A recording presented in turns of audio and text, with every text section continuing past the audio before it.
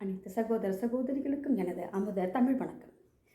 மனைவி சொல்லே அப்படிங்கிற தலைப்பில் அமெரிக்க அதிபர் ஆண்ட்ரூ ஜாக்சன் இவரது மனைவி அனைத்து வகைகளிலும் பக்கபலமாக இருந்துள்ளார். திருமணத்திற்கு முன்பு அவர் படிப்பறிவு இல்லாதவர். அவரது மனைவியின் உதவியோடு அவர் படிப்பறிவு பெற்று பிற்காலத்தில் பெரிய ஜனாதிபதியாகவும் ஆனார். இதற்கெல்லாம் காரணம் அவரது மனைவி. தனக்கு ஒரு குழப்பம் பிரச்சனை என்று வரும்போதெல்லாம் தன்னுடைய மனைவியினுடைய அறிவுரையை கேட்பாராம் வின்ஸ்டன் சர்ச்சில்.